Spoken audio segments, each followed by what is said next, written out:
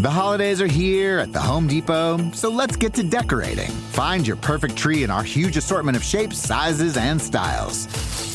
Like the easy-to-assemble Jackson Noble fir, with pre-lit branches perfect for styling with all your favorite ornaments. Or the Flock Starry Light Fraser fir, with over 1,900 pre-lit memory wire branches that keep their shape so it's ready right out of the box. Ooh. Find the perfect tree now at the Home Depot. A hilarious new stand-up special from comedy legend Jim Gaffigan, The Skinny, is coming to Hulu November 22nd. This Thanksgiving, see Jim in a whole new light as he gives you the inside scoop on everything from parenting teenagers to weight loss and gaslighting family members. For everyone in need of a happy hour, the new hilarious stand-up special Jim Gaffigan, The Skinny, is now streaming on Hulu.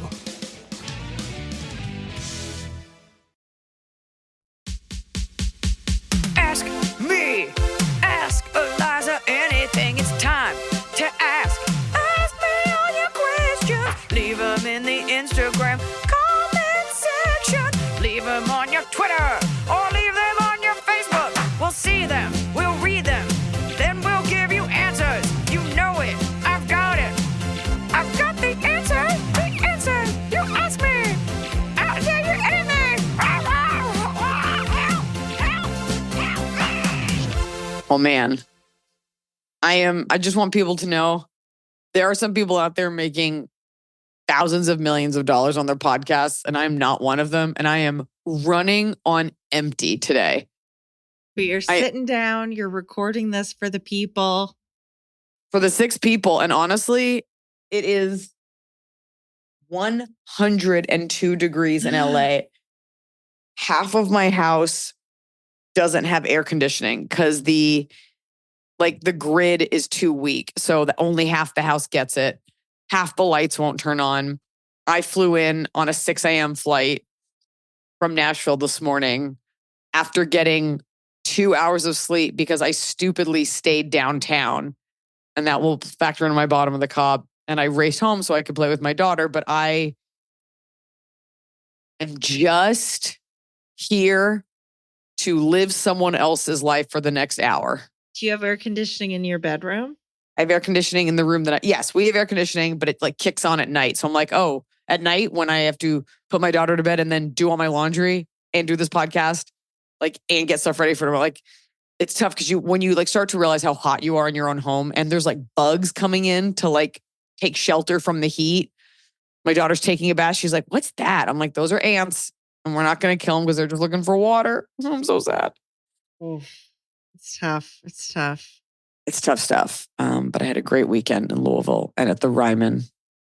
And I think I was somewhere else. And now for some reason, I can't remember what the other one was. And to make things worse, we're headed to Louisiana. Oh boy, it's going to be hot. It's going to be muggy. But let's talk about someone else's problems. Well, I have a fight me you might actually fight with. Ugh, I need it. Let's fight so I can relax.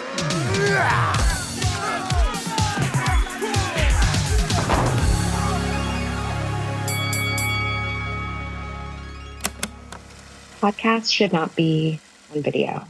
Fight me. Podcasts are an audio medium. They are meant to be listened to while multitasking. You could be doing chores or working out or commuting. You could be your tedious desk job.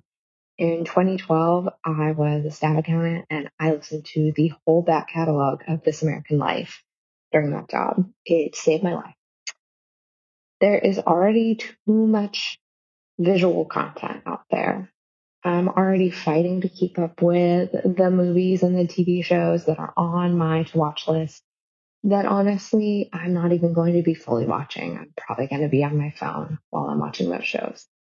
So these podcasts are going to be also on my phone. How am I going to do the things on my phone that I want to do while I'm watching the big screen if I'm watching a podcast on my little screen? All that to say, I really do like your poll clips. I do like to see a video poll clip from a podcast on my Instagram feed. I don't mind that. I don't want to be pressured into watching something else.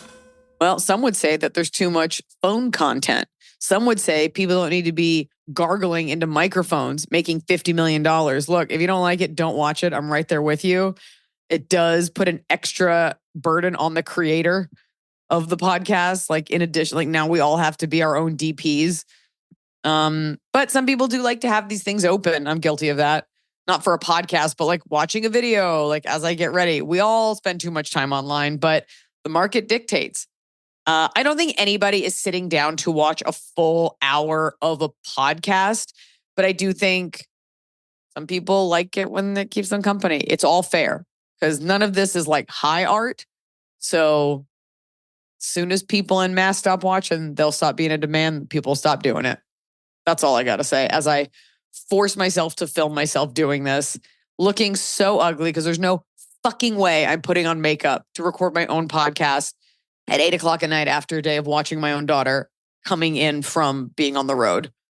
How long can we message this as how brave you are for doing this podcast with no makeup before we can't use that messaging anymore? It's not brave. It's just as like an actual woman who is fulfilled and finds meaning in my life beyond the way that I look. Like it has never occurred to me to like get ready at like 8:00 at night to first film myself. Like I never said I was a model. Like I never said the reason you should look at me is because of my flawless beauty. And I actually think I look fine without makeup. You look pretty good in this camera right now. It's not just this camera. It's my face. It's my life. I mean, in this with view of what I could see of you, you look good. The people I actually feel bad for are the men who expect women to look perfect and with makeup. Like that's what's weird is if a normal looking woman upsets you, that means porn was your mom because your real mom hated you. That's what that means.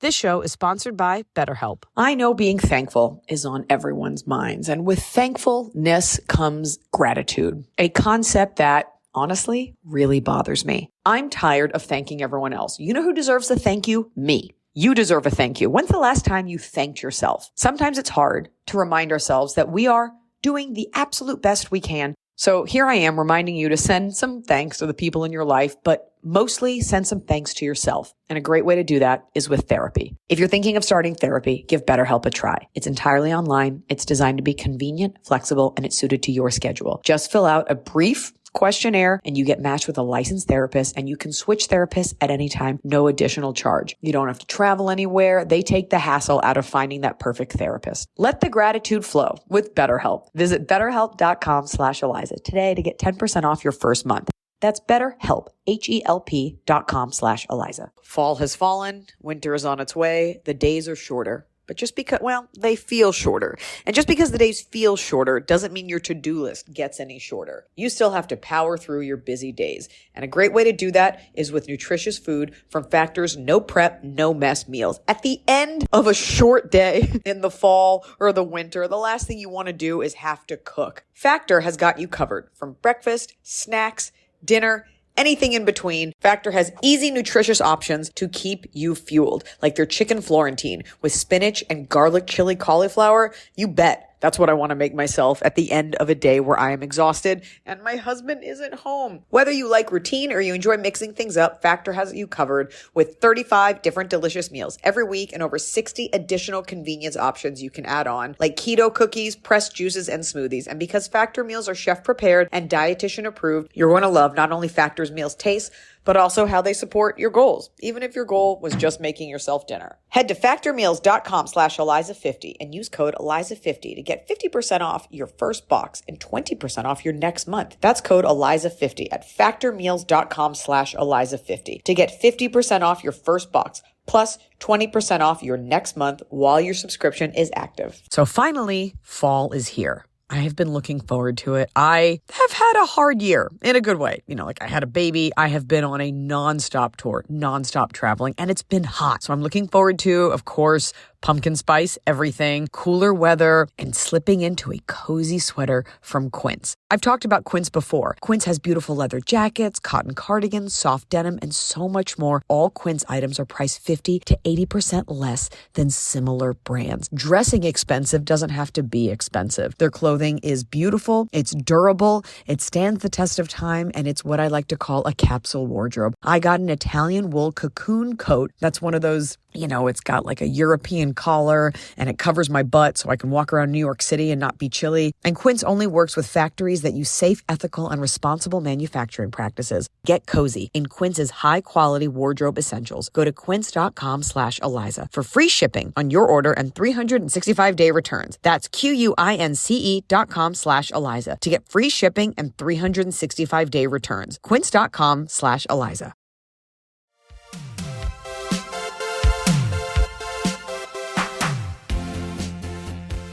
All right, let's answer questions. Super big congrats on becoming a family of 5. I have a daughter and son who are both just a couple months ahead of each of yours, so it's been extra fun to hear your perspective on mom life. It's exponentially more difficult with 2, but even more rewarding and magical to watch them grow up alongside one another and the bond they're forming.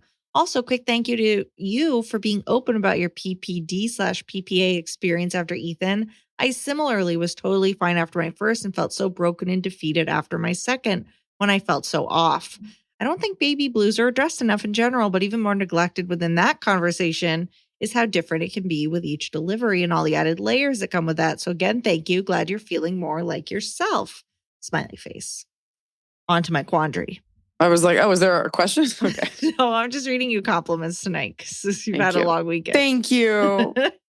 On to my quandary. There is a dog owner in my neighborhood who just opens their front door throughout the day to let their 2 dogs, one small and one small/medium, wander outside in the streets and through other people's lawns, etc., unsupervised. I live in a neighborhood with single-family homes, and most houses have nice-sized front yards. Our neighborhood is older. We don't have sidewalks or green belts. It's fairly quiet and very dog-friendly. Given that there isn't a green belt, is that the thing in the middle? I guess or is that the thing next to the street? Given that there's the thing of an understanding that the front edge of lawns are an acceptable place for dogs to sniff or relieve themselves on walks, assuming their owners clean up after them. I guess that's a strip between like the sidewalk and the street. There are a handful of neighbors whose dogs are exceptionally well trained and walk alongside their owners leash free. It's totally fine. These dogs, however, just roam randomly with no supervision and no collars. First couple times I saw them roaming, I tried to coax them over to secure them, but they ran away. A few months back while I was on a jog, I saw the bigger one run out of the house I gather it lives at, and it proceeded to chase me, barking and trying to nip my ankles. Really? Oh. Yeah, the owner never came out, but the dog eventually lost interest in me by the end of the street. I've never seen them further than about 6 houses down from where I believe they live, so I presume they're somewhat border trained, but they wander fully on neighbors' lawns or leave themselves zigzag through the street in front of cars. They've approached dogs, including my own, and I've seen multiple other neighbors who are less familiar with them think they're lost or strays and go out of their way to try to catch them and get them to safety. I've never seen the owner, but I've often wondered if I should knock on their door or leave a note in their mailbox to share my concerns. They live one street over from me, so it's not our lawn the dogs are invading, but the dogs are a nuisance. And I also don't want to see them get hurt. Ugh. WWID. Any thoughts are appreciated. Thanks, Selby. I don't know if you saw my Instagram story from a few months ago when we were at dinner and the family next to us found a stray dog. And I was like, well, our table isn't ready. I'll just walk this dog and see if it leads me back to his house. And I Instagram live the whole thing. And I found that dog's home. And the owner, I found the dog's home because a woman was like, I know who you are. Yeah, I know where that dog lives. It was very cool. Nobody cared. 6 people saw it. But the owner literally could not have cared less. And she was like, oh, I always know where he is. This also reminds me of when I used to have an apartment and this guy would just let his piece of shit dogs roam around. And I called a friend who had like an animal rescue company come get them. It's a sign of neglect. It's also a sign of trashiness. It's also a sign of like, maybe they're just like not mentally all there. There's no way that you give these people the feedback of like, hey, your dog was nipping at me and they're receptive. Because somebody who does that to their animals in the first place already doesn't give a fuck about living in society. So you have a couple options. You can either get everybody together and go over there. You can call the cops or you can snatch up those dogs. and like try to rehome them. Nope, we cannot advise that. That is a hypothetical. Well, if you want to put the fear of God in them, but maybe call the cops and have the cops come knock and be like, you cannot just have your dogs wandering, because you will be left holding this problem. Your neighbors will like not back you up. So unless you go over there as like a group, if there's like an HOA or something, it seems like a matter for the police to just go over there and be like, you can't let your dogs out. I think you will find that those people are not like all there mentally, because that's a very weird thing to do if you don't like live in the country. Yeah, you need a fence. I mean, there was a house on my street in Burbank and they had like 3 chihuahuas that they just would let roam, and you're worried they're going to get hit by a car. That's them saying they can take a shit anywhere. I don't want to clean it up. I don't care. They'll come back. Like, I'm not a great person. Yeah. And so you're not gonna be able to talk to this person. So assume this person is dumb or incapacitated in some way. It's frustrating because, yeah, you don't want the dogs to get hurt. You don't want to deal with these dogs. I would call the police. I wonder if and just let them. What? Because you're like, get a fence. The person's not going to do that. They're asking, what do I do? Right. I wonder if the most annoying thing to do would be just continually, it sounds like maybe you can catch them, maybe you can't. If just every day you catch them and you go to their house and you knock and you're like, I think your dog's got out again. And they're just, because they're trying to sit on the toilet or whatever they're doing, not paying attention to their dogs. No, they sound like they're either like elderly, on drugs, or just a nuisance.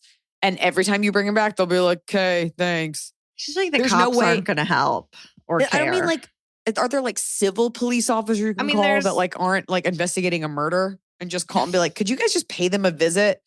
The last time, videos. Last month, I tried to call the non-emergency line and I was on hold for over an hour to be like, a woman's taking off her clothes in the Taco Bell drive-thru. I think it's a mental break. Yeah. Could someone please help her? And they're like, this is really for more like small gun emergencies. Not right. We don't care about that.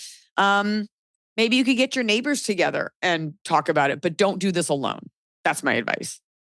No, especially since it's not your yard. The people whose yards the dogs are in have a little more like authority. It's not right, but you know, if the people who have the dogs are like, yeah, that's Scooter and Booter. We love them, and you're like, cool. Scooter tried to bite my Achilles. Scooter took me out. Booter took me out. Well, good luck with that. That's a shitty way to say it, Emily. Well, I just don't think we have a great solution to this, because I think it's so like. No, but in case she was thinking like, okay, I'll go do it. I'm like, just so you know, you're dealing with idiots. Oh, yeah, 100%. Yeah. They're not going to go, oh, we should keep our dogs inside. That's what I'm saying. So in case she was thinking of like, oh, I'll go knock on the door. Do not do that. We're past that. We were past that the first time Scooter took a dump on the Greenway. Unless you're playing totally dumb and you're just constantly knocking on the door like, are these dogs yours? Oh, I think I saw your dogs. Oh, what are you up to? Are you cooking meth in here? How's it going? And they're going to be like, yeah, I am. And I'm on meth right now. That's why I answer the door so fast. Hi, Liza and Emily. Love the podcast. I've been a fan since 2020 when I found the pod during my depression. It was the only thing that made me smile. I have a question concerning relationships. I, 36 female, got a divorce in 2020 and have a 6-year-old child from that relationship.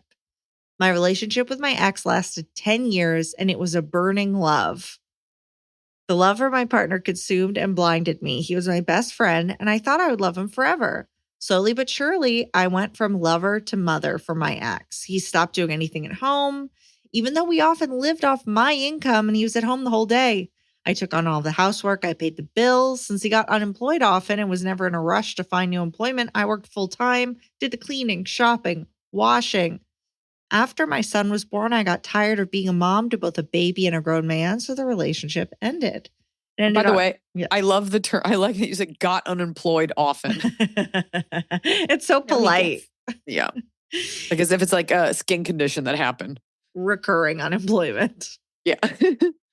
It ended on good terms and we have been good friends since. I was a single mother for 4 years and was very happy with my life. Great kid, a job I love as an executive assistant at a charity, and I'm stable financially. This summer, however, I have fallen in love. I thought I would never again love like how I love my ex, but this new love is a similar, passionate, burning love. However, we are 3 months into the relationship and he just lost his job due to the company closing down. He does not seem to be in a rush to find a new one, and it's making me anxious. Also, he seems to have been catered to by his parents all of his life. He's 29 and has never applied for a job. He got the one he lost by his dad. His parents gifted him a house and a car and money in the bank. My ex was also catered to by his family before I took on that role. Now to my question. Am I making up red flags in this relationship, or is my past making me read into things that aren't there? Should I be cautious or not hold back and let this burning love explode? He portrays himself as a hardworking man, but so far I've not seen him work hard. I'm really at a loss. Am I reading into it? He's great with my son, who really likes my new boyfriend. His love for me seems to be just as deep as my love for him. Should I remark on his laziness to get a job, or should I not comment? Thank you for your great podcast. Love you both from Sweden. Jenny. Jenny. Why has it got to be burning? Why can't it just be like, I really care for you? Why's it got to be really burning? Why's it got to be deep down burning? You don't want to emasculate him. It is not his fault that he has family money. It's not his fault that he was set up with a job. It's not his fault that the company closed. And he may be in no rush because he's fine for a while without a job. And you don't want to ever call him lazy. You would call him lazy if you were living together, which why do I feel like you already are? I'm worried. You would call him lazy if you were living together and you found yourself in that situation. But keep in mind, his situation is different than yours. So keep an eye out for it this time. You're not making up red flags, but I'm not telling those red flags aren't there. So let him keep loving you and let him keep being the hardworking guy that he says he is or pretending to do it. Don't let him move in. Don't pay for anything. And as long as those things aren't happening, as long as you aren't taking care of him like a child, then it doesn't really matter. Some people don't need a job as long as it doesn't become your problem. If he had a trust fund and like kind of didn't work, would that bother you? And I know I'm supposed to be like, that would bother me. No, we would all love a trust fund. His life just may not be set up where it's like urgent that he like immediately prove himself in that way. So I think you can make your concerns known, but you also may not need to if he's not doing anything, because he will say to you, if you call him lazy or anything, I've never asked you to pay for anything. I've not asked to move in. I have my own house. I don't need this. So don't make him pay for the mistakes of your ex, but don't make the same mistakes with him that you made with your ex. Yeah. Yeah. I could be also, though, that she's just not attracted to someone who doesn't have a passion to do anything. Because it's like, even if he has a trust fund or whatever, it's like he could do something with his day. Like if I'm playing Baldur's Gate 8 hours a day, nobody's interested in that, you know? No, but she's not saying that. She didn't say that he like louses about. She didn't say he's done nothing. She just said that he lost his job. So I'd be interested to know what he does do. But I don't know. It seems like you have a job and you have a son and you love him this much. I don't think his personality really changes that much when he loses the job his dad gave him that he doesn't really need. So take a beat, quit saying burning love, and just go slow. I wonder why he got fired. Because he sucks. Because he's got no skills. He's a pretty boy. If his dad got him one job, he'd get him another job. It doesn't matter. Iliza and Emily. Hi, longtime listener. I would so appreciate your input. I am a 30-year-old female, married with 2 kids, 4 years and 4.5 months. My sister-in-law, let's call her Rebecca, husband's sister, is 27, also married with 1 kid, 2 years old and 1 on the way. Me and my husband live close to my in-laws, his parents, both 60, and have a great relationship with them. We spend some holidays and weekends with them and try to see them once a week at least, especially since my kids were born. I have a close relationship with both of my parents-in-law. When my now 4-year-old was first entering daycare, my in-laws volunteered to watch him one time a week to save us money, which we appreciated. Otherwise known as once a week. 1 times weekly. As it was not asked for or expected, this stopped after about 6 months. Aside from that, we have a community and friends outside of his family. My issue. My sister-in-law also lives close to her parents, and it feels like she uses up more of their time. And my kids don't get to have the same quality time with their grandparents that they used to. Many times I'll call to see if I can come by with the kids, and they'll say they're babysitting my nephew Shay, or are dropping him off, or he was just picked up and they're tired, etc. At first, I would go by their house anyway, unless they told me they can't. I'm not a monster, but I could see how having a lot of kids around was tiring for them, especially when they couldn't be just grandparents and were 100% responsible for my nephew as well. Came to a point where we didn't see my in-laws for almost 3 weeks because of this, as I was mindful not to be overbearing. They also have jobs, take care of my grandparents-in-law, and have to live their lives. My Jeez. father-in-law even said about my second son recently, I feel like I barely know him, and that really hurt. I know they're busy, but I don't want to miss out and don't want my kids to miss out on a deeper relationship with them. I got really upset this week because of my sister-in-law's "you owe me" attitude to her parents' help. We all went to an ice cream shop in the area. Me and the kids, the in-laws, Rebecca, and Shay. My in-laws had been babysitting Shay for a few hours. We met them at their house and then went to the ice cream place. At the store, Rebecca was ordering and not paying attention to Shay when he tipped over on a chair and hit his head. He screamed, and she and my mother-in-law went to pick him up. After Rebecca calmed him down, she started blaming my in-laws for not watching him when they knew she was ordering and someone should have seen. She didn't ask anyone to keep an eye out. No one volunteered since she was there. Like, hello, please do your job as a mom and not pawn your kid off to your parents. I got mad as aside from Shay getting hurt, seeming avoidable, she blamed the people who weren't responsible and who had done her a favor that day. So, how do I deal with these feelings of frustration at her and missing out for me and my kids because of her monopolization? More context. My husband works nights, so isn't always around after daycare pickup. He has seen the dynamic and has pointed out that it bothers him as well. Rebecca and her husband moved from the city to be near her parents for, and this is a direct quote, free babysitting. Rebecca is also a freelancer and does have some inconsistent hours, and her husband has a hectic job, which isn't flexible. Thanks for everything, Iliza. As a recently postpartum mom, your end note a few months ago about Kfir and Ariel Bibas had me crying heavily and helped me process some of the pain I've been feeling since October 7th. Love from Israel. And you can use my real name because I refuse to make myself more palatable for people who are uncomfortable with my existence. Esther. It'd be really funny if the name was just like a dragon screech, like at the end of Splash when her name is like. Okay, so real quick, Rebecca has, can you say the ages again? 'Cause I already Rebecca have an has answer. a kid that is 2 years old and one on the way. Okay. Our question asker has Esther. Esther has a 4-year-old and a 4.5-month-old. Okay. So here's the deal.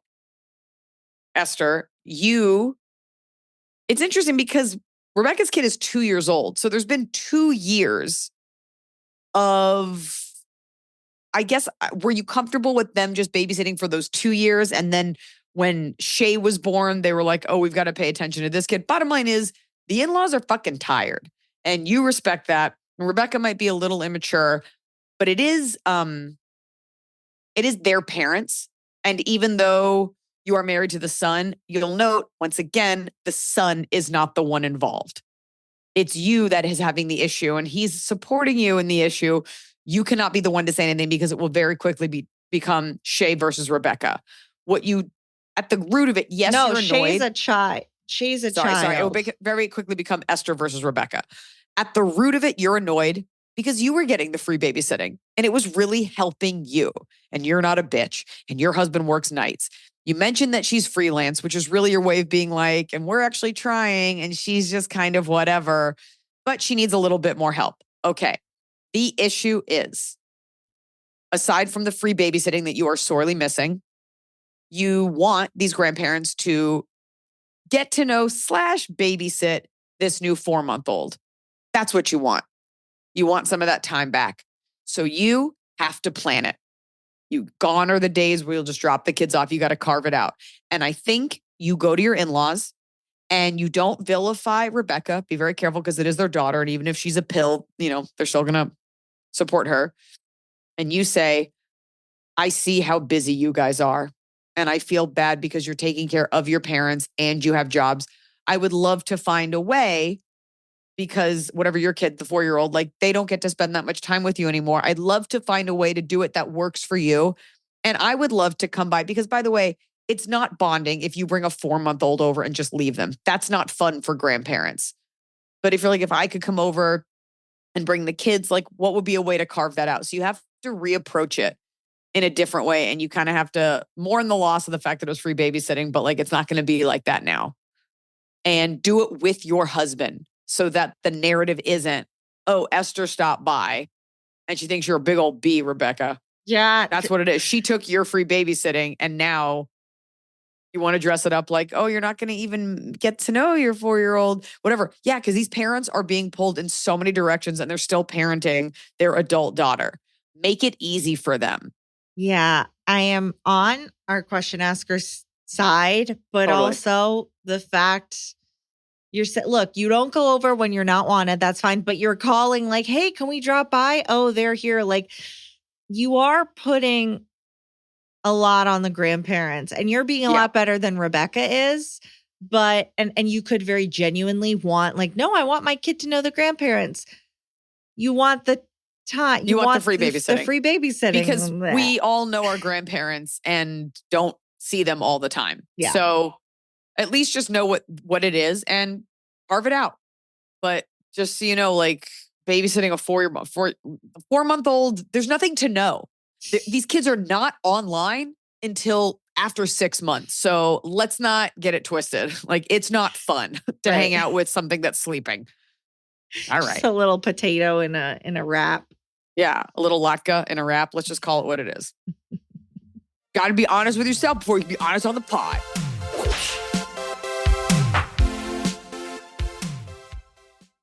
I've noticed that, at least since I've had my babies, that I smell differently when I sweat. Maybe I'm just like getting older. I don't know, but I smell differently. And I don't love that. If I'm on set or if I'm on stage or if I'm doing anything like functioning in public and I don't want sweat stains or to be aware of my stinky pits, that's when I turn to Lumi whole body deodorant because it keeps me smelling fresh all day. Lumi is seriously safe to use anywhere on your body. Pits, under boobs, right ladies, thigh folds, belly buttons, butt cracks, your feet.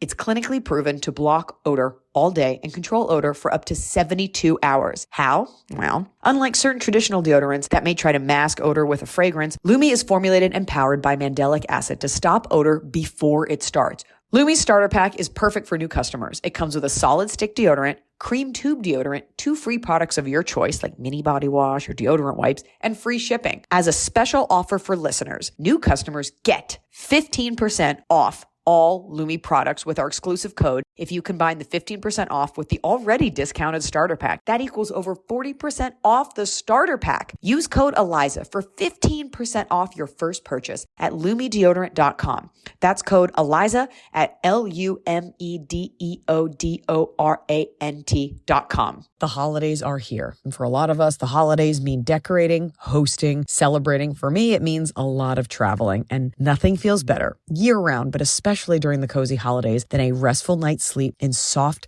luxurious sheets. Boll & Branch's signature sheets are made with the finest 100% organic cotton, and they get softer with every single wash. You already know that I got Boll & Branch this summer when I needed breathable sheets to sleep in, but this holiday season, I'm actually gifting some of my friends and family Boll & Branch's Ultimate Softness Bundle. I get to choose a signature hem sheet set in any color, a signature hem pillow set, and a waffle bed blanket. And they're all getting juniper because I think it's a classy color. This way, you know you have something nice to sleep on when you visit. It's the perfect gift for you and them.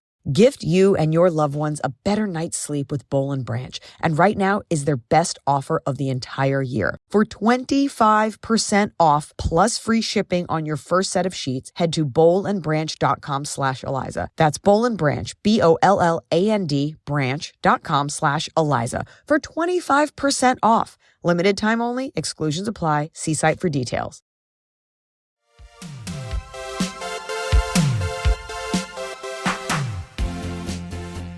Hi, AIA team. Trying to give you all a unique question. When is the right time to stop going to therapy?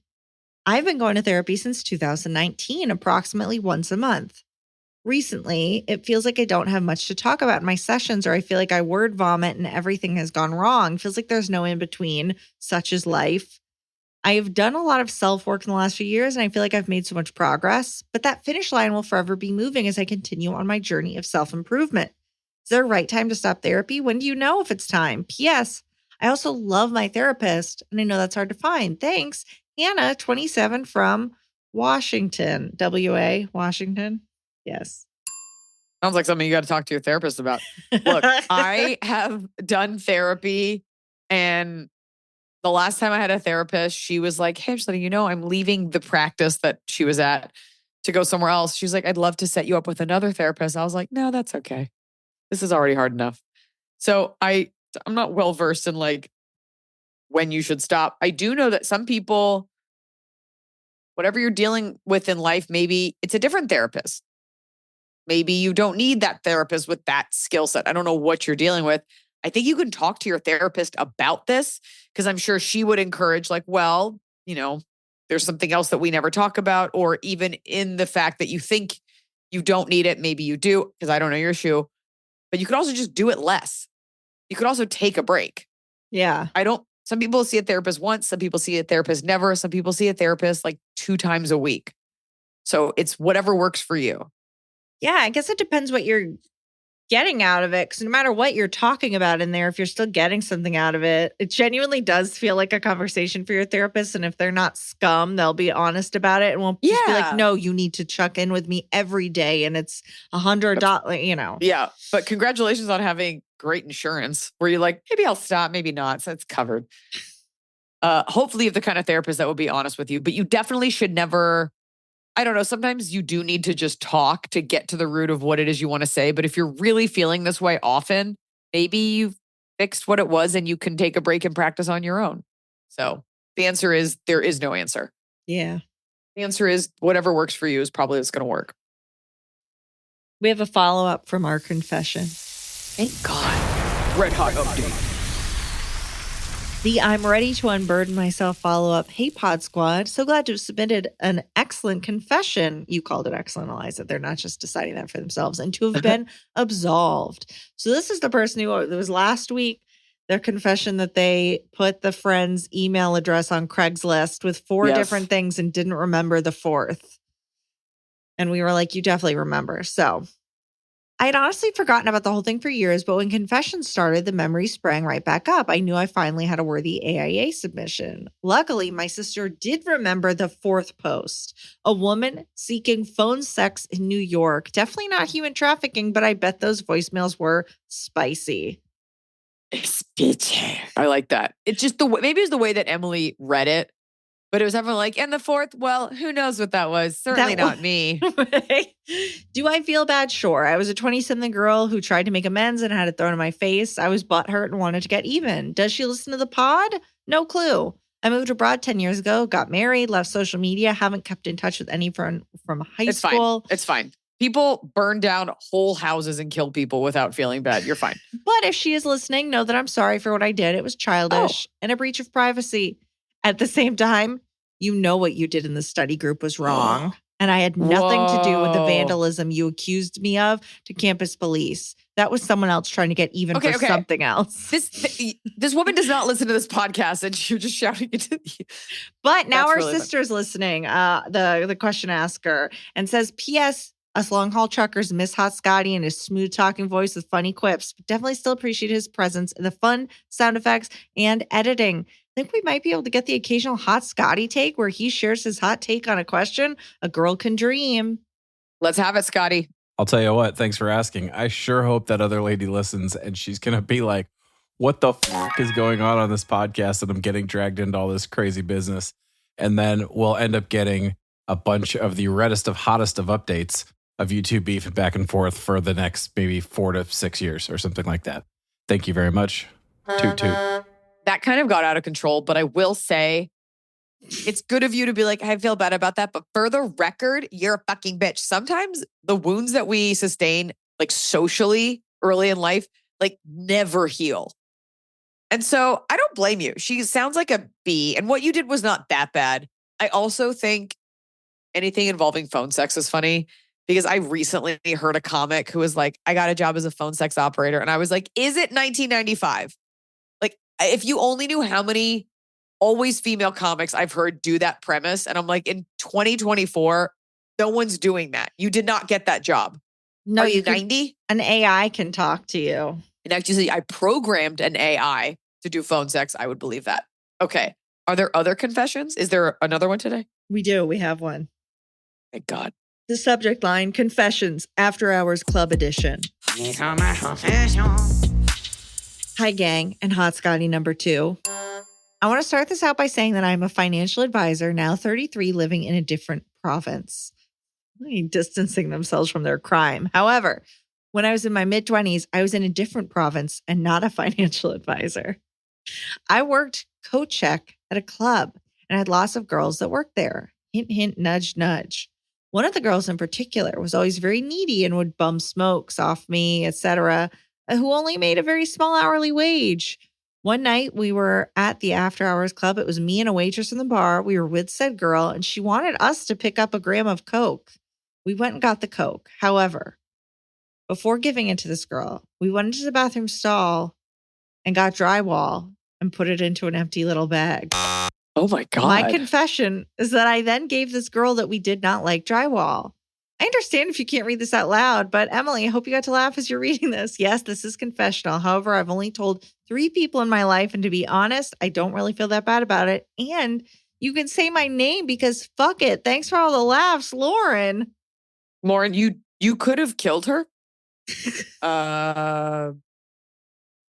could have killed her.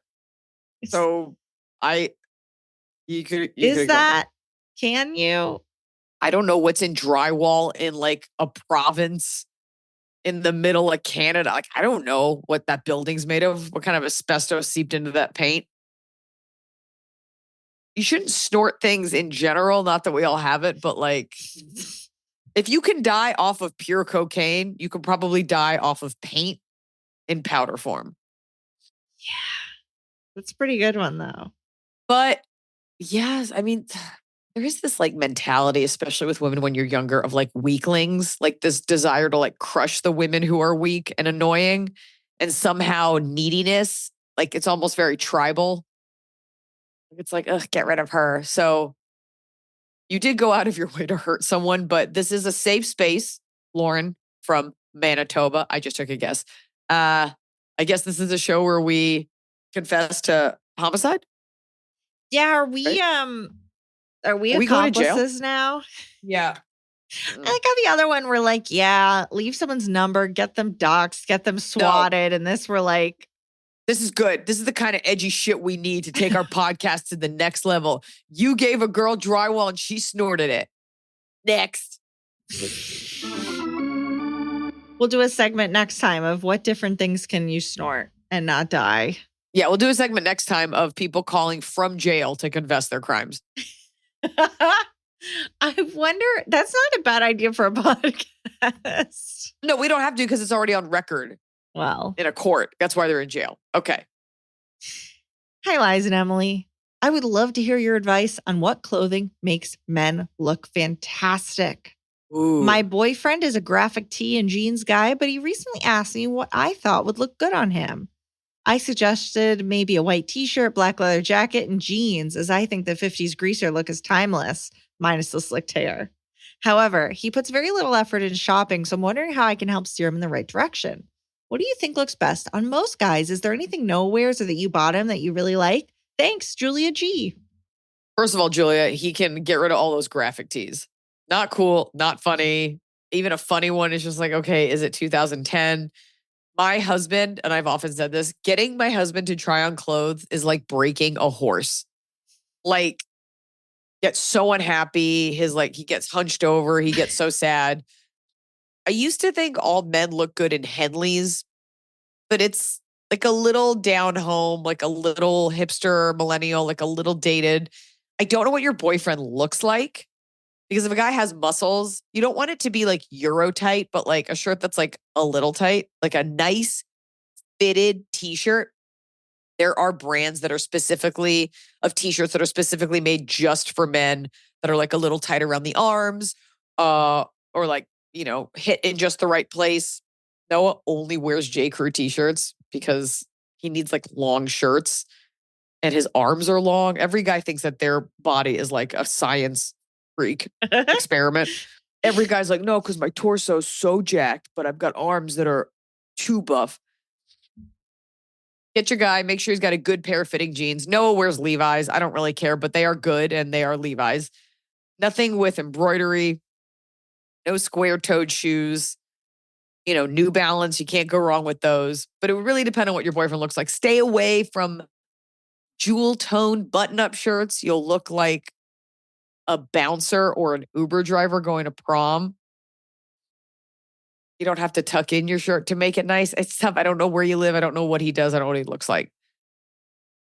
But a t-shirt that fits well versus like too baggy in the arms. You don't want it to come down too long. Never ever wear, people are going to get mad, a button-up short sleeve dress shirt. Like a plaid short sleeve shirt. A dress shirt that's short sleeve is such a dorky look. What short sleeve can you wear for the office? You can't. You can wear long sleeves and roll them up. And if that sartorial limit is too much for you, gentlemen, may I introduce you to everything women have to wear. Short sleeve button up is like I manage a regional chain of like a barbecue restaurant. Like absolutely not. Stay away from plaid too. It's okay. Try all those and come back to us. Yeah, good luck. Hi, Liza and Emily. I've been listening to your podcast for years and saw you when you were in DC a few years ago. This podcast continues to entertain me while I listen at work. Thank you for all the laughs over the years and entertaining advice on various situations. My twin sister, 29, has been dating the same guy for the past 5 years. He's nice enough, but frankly, I feel like he has been wasting my sister's time and life. He tried to break up with her 2 times in the past, and I was hoping last time it was going to be the end, but they're still together. He's been in and out of jobs for the past 5 years that I have known him, all for some sort of injury or medical condition. He's currently unemployed, and I've listened to him lie about having a job to friends and family. It's very frustrating to see my sister with someone who doesn't have their life together and who I feel doesn't want to grow up to be an adult. Well, the answer is in what you said. He has tried to break up with her twice. You can't save her. She doesn't want to be saved. Yeah. All you can do is be heard. Because at the end of the day, she's still your sister. She's still your twin sister. So I would sit her down and be like, I need to say this to you because I love you. Here are the facts. Here's what I see. Here's what I want for you. Like, it's not like you're going to stop being her sister after that. And because you're a sister, you can be blunt. You have nothing to lose by being like, you are wasting your life and I'm telling you now. But ultimately, she's going to do what she's going to do. Sucks for your parents too. But like, you can't live her life for her. We might have to cut today's episode a little short because I'm just like drowning. Okay. In my own nose. All right. Babies, bridesmaids, and bachelorettes, oh my. Hello, Iliza, Emily, and all babies, human and furry. Been a huge fan of the pod for several years, have relished my Wednesday morning commutes. Pod has gotten me through drives to OT school as an elder millennial student started by Gen Zs, to stressful clinicals, and now my commute to my dream job working for a nonprofit org. Anywho, this is my first time asking questions, so here goes. About a month ago, my good friend asked me to be her maid of honor in her wedding. I was honored and accepted right away. Then I immediately started getting nervous because I'm pregnant with my first. I'm due in December. My friend knew I was pregnant when she, quote, popped the question, and is a huge planner herself, so I kind of assumed it would be a lower maintenance role considering all factors. I'm also pretty organized and make things happen if I need to. Asked her what she'd like to do for a bachelorette party. Just want to get ahead of things, and because my friend can be extremely selective, a little bougie to be honest. Turns out she wants to do an out-of-state flying distance bachelorette party at a spa resort in April or May. Her wedding is in June. Okay. Question. Is this going to be way too soon to leave my little one? He'll likely be about 4.5 to 5 months old. Do I consider stepping down from the role of maid of honor or simply suggest something closer to home? I'm grateful that I have a supportive partner at home who has already offered to take care of the little bean while I'm away, but I'm still stuck. I have no context at this point to commit to this, and I'm worried I made a mistake taking on this role for a wedding. I don't want to disappoint her. Your advice would be so appreciated. Take care, Kate. Here's what's tough. You don't know what motherhood is going to be like for you at 4.5, 5 months. That is still a little baby. I took a vacation from my almost newborn baby like a few months after he was born. We went to Mexico City. And I was fine with that. But when I left Sierra for the first time, I was not fine. So you just don't know. You don't know if you'll be ready. You don't know if you're going to breastfeed, if you'll still be breastfeeding this baby. There's so many unknown factors. And quite frankly, it's such a special, you're both having something incredibly special happen. However, she's not getting married on that date. It's the bachelorette party, which ultimately doesn't matter. Ultimately is just a distant memory, like ultimately is being made into this big thing culturally that pales in comparison to what you're about to go through and what she's about to do. It's stressing you out. You don't need the stress because you will have enough on your plate. So here's what you do. You call your friend who presumably loves you because she asked you to be her maid of honor. You tell her how you're thinking. And so you say, I would love to help you. I mean, she's already picked the place. So maybe you could offer to like help set it up. Like I could help with the reservations. And I would like to reserve the right, if it works for you, to decide how I feel about a month out. Because I would love to be there for you. And you can say, but if I have postpartum depression or I'm not done breastfeeding or I'm feeling a certain way, I can't handle that stress. If she doesn't hear you on that, you should not be this woman's maid of honor. This is not your friend. And if it will help her, you might say to her, I want to let you know now.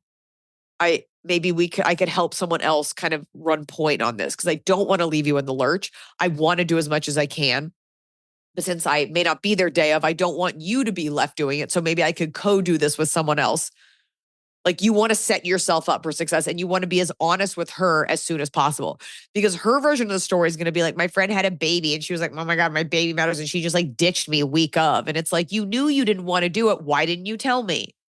Yeah, that you just have to hope she's cool. I think it's hard because I think if she doesn't have kids, is not necessarily going to super understand, but Right. you have to put yourself first in this case.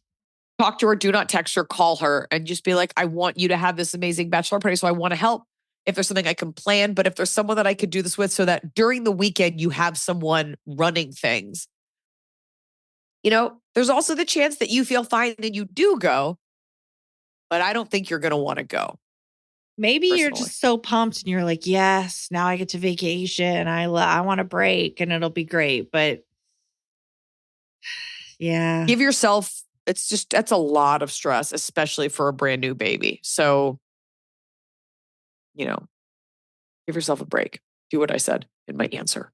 And give us an update of what your nightmare bride friend says. next July, next May, write it. Coming up. Well, top of the cup. It's the top of the cob. We're doing it right every day. You just take a bite, top of the cob. Okay. Bottom of the cob. My bottom of the cob is, for some reason I keep doing this, but it does not matter what city in America I'm in. If I stay downtown, I will always be woken up out of sleep or pulled away from being lulled to sleep by the sound of someone revving their engine. Yeah. And it's always like a rev and it reverberates off of the buildings, right? You're staying on the 15th floor and it just echoes and it goes off. And it's never like a dope car. It's always like some shitty Nissan with a fucking glued on spoiler, like, "Brrr." And you're just like, it's like, why? Like, this is even like a dead part of downtown. Like, who are you impressing? 100% of the time, it does not matter the city. And that is a hard lesson that I keep having to try to teach myself, that I need to stay in a different part of town. But I'm dumb and I like to stay near the venue. Yeah. Okay. I'm staying in the Dream in New York, and when I'm out there and I've heard that it's very loud. I think there are some hotels like the one in Nashville that we stayed in was really nice. But like when you walk into your room, no matter how nice it is, and there is a noise machine. I stayed in a hotel in New York that came with earplugs and a pillow that was cut out to be the shape of the window that you could plug in. Like the Oh. hotel is like, look, we can't control, even if it's a nightclub that they have, they're like, so here's Right. what we can do. Yeah. Oh, yeah. Oh, the Dream, they're like, listen, it's a club that's upstairs and we're not turning it off. So pass out. Right. Well, there's a hotel in LA I stayed at where they're like, oh, do you want this side or that side of the hotel? And those of us that picked the side I was on were happy with it. But the people that picked the other side were like, oh my God, all I heard all night is street. So you got to know like which side's the good side. But that's fucked up too. It's which side you're like, oh, so I have to like be familiar with Google Maps and like what goes on at night. Tell me which is better. What's the good one that's quiet? I want that one. Noise canceling headphones don't take care of bass. And that's the bane of my existence. Yeah. Okay. All right.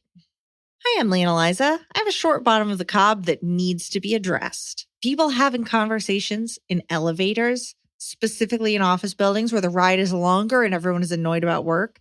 To be more specific, the conversation began outside the elevator at an appropriate volume, then continued inside the elevator where voices amplify off the walls. Feels like a physical assault. Plus, the proximity makes other people feel like involuntary participants in your conversation. Just pause your conversation until you exit the damn elevator. Thanks, Courtney. If you are going to speak at a high volume, then I have the right to contribute to your conversation. And I point to that's where I was, Gary, Indiana. At the Northern Indiana Hard Rock Casino. When people are loud, they weren't loud, but we were sitting next to, in Chicago, a guy and a girl next to us. And they weren't loud, but it was audible and they were sitting pretty close to us. And he was like, I mean, look, like I had my roommate's Adderall, like, and I've done cocaine. And he kept talking. And at one point, he just said something like, oh, I hope no one heard it. And I went, we all heard that you do cocaine and we're telling everyone. And they laughed. Because it's like, hey, we're all cool. It was also next to a bookstore that was dog friendly. And I walked in and I noticed that they had a Palestine, Israel section of their bookstore. And I was like, oh, wow, how progressive. And then I noticed it was an anti-Israel cloaked as pro-Palestine portion of their bookshop. And I went up to the front and I said, I noticed you have a lot of pro-Palestine literature. Do you have any pro-Israel? And the very meek person working there kind of looked at me nervously. And he was like, oh, no, we don't. And I was like, okay, thanks. So to anyone who notices that sort of gaslighting, I just want you to know you can keep showing up and pointing out these things and keep letting people know that setting up a pro-Palestine section of your bookshop under the guise of like both sides, just because you have a book there on anti-Semitism, which is really thinly veiled, like Jew hating. Just know that like we see you. I called it out. Next. Okay, my bottom. I have a lizard in my closet. That's your bottom? I can't get him out. I love him and I'm scared for him. I can't find him. I've spent 2 days trying to catch him and save him from my cats because he's just in my closet, hanging out on my clothes that were on the floor. So I'm literally taking out one shirt at a time, checking it for lizard. How did he get in there? He's probably went out the same way he came in. I hope so. I hope he did. But like 3 times yesterday, I opened my closet and he looked up at me like, hi. And I was like, oh, a new best friend. And then, but every time I went to grab him, he did get away. Somehow I wasn't able to catch a lizard with my hand. Your plight in life is just you wanting to befriend small animals and them just being like, no, running away from me. Yeah, this is the second time this has happened in this month. It's very sad. I need to save something. Top of the cob. Top of the cob. We have a really good fan one. Okay, let's do the fan. We got to do the fan one because get this. Here's my top of the cob.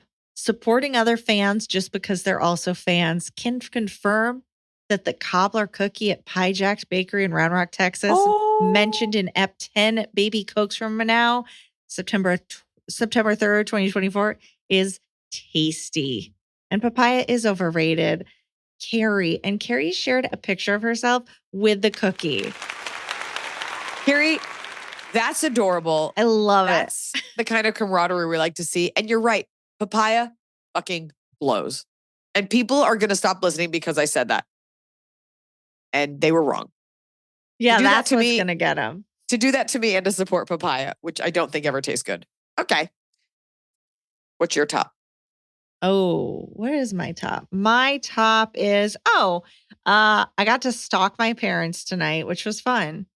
My only friends. They went out for an anniversary dinner.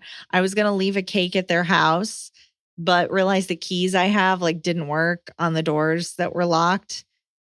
So then I just went and waited outside their house a little way down the block, slouched down for them to come home.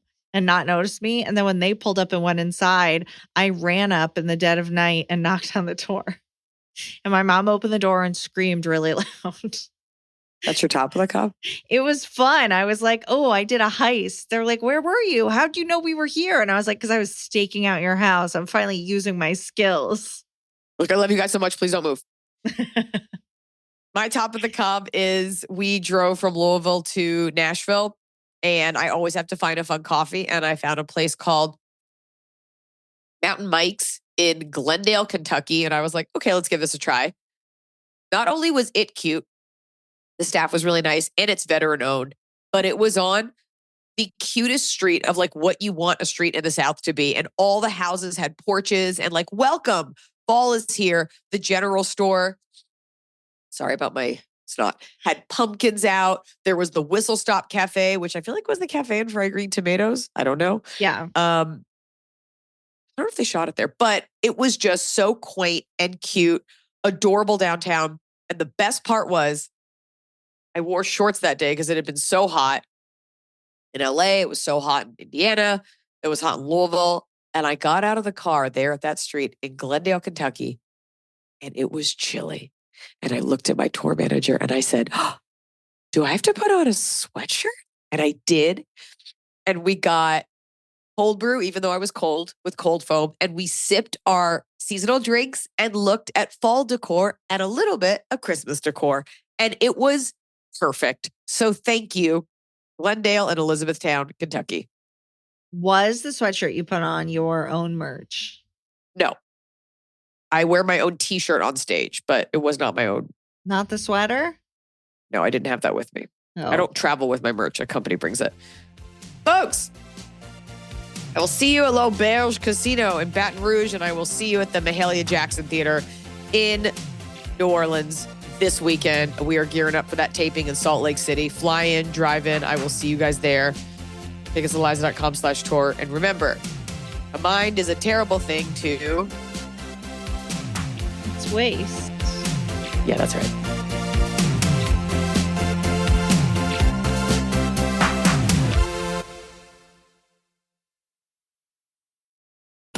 The holidays are here at the Home Depot, so let's get to decorating. Find your perfect tree in our huge assortment of shapes, sizes, and styles. Like the easy-to-assemble Jackson Noble Fir, with pre-lit branches perfect for styling with all your favorite ornaments. Or the Flock Starry Light Fraser Fir, with over 1,900 pre-lit memory wire branches that keep their shape so it's ready right out of the box. Ooh. Find the perfect tree now at the Home Depot. With the $5 meal deal at McDonald's, you pick a McDouble or a McChicken, then get a small fry, a small drink, and a 4-piece McNuggets. That's a lot of McDonald's for not a lot of money. Price and participation may vary. For a limited time only.